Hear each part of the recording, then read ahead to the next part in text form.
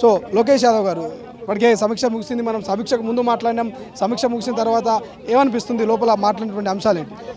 ఇప్పుడు ముఖ్యమంత్రి గారు చెప్పారు, దాదాపుగా 6 నెలల కాలంలో 30,000 కోట్ల రూపాయలు సంక్షేమ కార్యక్రమాల పేరుతో ఖర్చు పెట్టడం జరిగింది. కాబట్టి అదేవిధంగా మరో 32,000 కోట్ల రూపాయలు రైతు రుణాలు మాఫీ కార్యక్రమం చేసే కార్యక్రమం జరుగుతుంది.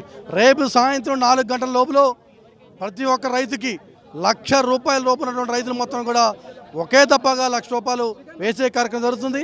అదేవిధంగా ఆగస్టు 15 లోపల ఏదైతే మాట ఇచ్చినామో ఆ మాట ప్రకారం ప్రతి ఒక్క రైతుకి ₹2,00,000 రుణమాఫీని ఖచ్చితంగా అమలు చేసే కార్యక్రమం జరుగుతుంది.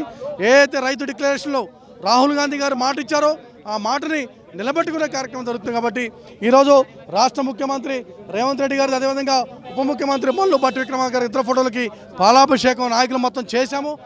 వారి నాయకత్వంలో ఈ తెలంగాణ మొత్తం కూడా సర్వతోముఖ అభివృద్ధికి ముందు పోతుంది. కాబట్టి నిరుద్యోగ సమస్యలు కానీ, యువకుల సమస్యలు కానీ, మహిళల సమస్యలు కానీ, రైతుల సమస్యలు కానీ మొత్తం కూడా వాళ్ళ కళ్ళలో ఆనందం చూసే విధంగా, వాళ్ళ యొక్క బాధలు కష్టాలు మొత్తం కూడా తీర్చే విధంగా ఈ ప్రజాప్రభుత్వం ముందుకు పోతుంది. కాబట్టి ఈ ప్రభుత్వం మీద మంచి భావంతో ఉండాలని చెప్పి విజ్ఞప్తి చేస్తున్నాం. అసలైన తొలి వెలుగు. ఫాలో వాట్సాప్ @తొలి వెలుగు official.